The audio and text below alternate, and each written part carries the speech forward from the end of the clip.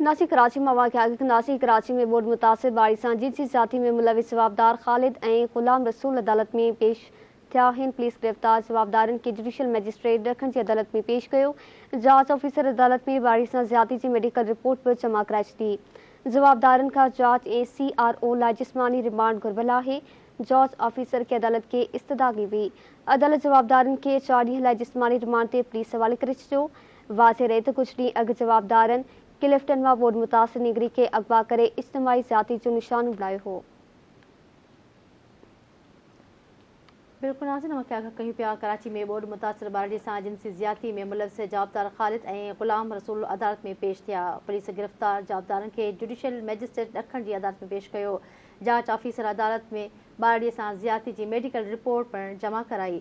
जवाबदारनि खां जांच ऐं CRO लाइ जिस्मानी रिमांड घुरबल आहे। जांच ऑफिसर अदालत खे इस्तदा कई। अदालत जवाबदारनि खे 4 ॾींहनि जी जिस्मानी रिमांड लाइ पुलिस हवाले करे छॾियो।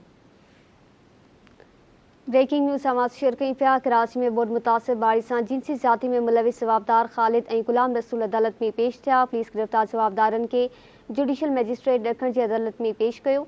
जांच ऑफिसर अदालत में बारी सां ज़्यादती जी मेडिकल रिपोर्ट बि जमा कराई।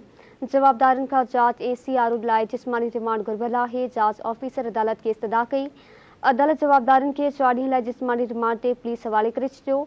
वाज़े रहे त कुझु ॾींहं अॻु जवाबदारनि क्लिफ्टन मां बोर्ड मुतासिर निगरी के अगवा करे इज्तिमाही ज़्यादती जो निशान बुलायो।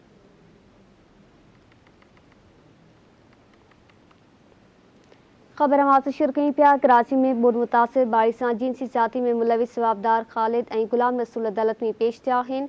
पुलिस गिरफ़्तार जवाबदारनि खे जुडिशल मैजिस्ट्रेट ॾखण जी अदालत में पेश कयो। जांच ऑफिसर अदालत में बारी सां ज़्यादती जी मेडिकल रिपोर्ट बि जमा कराई।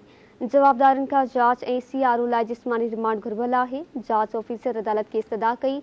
अदालत जवाबदारनि खे 4 ॾींहं लाइ जिस्मानी रिमांड ते पुलिस हवाले कयो।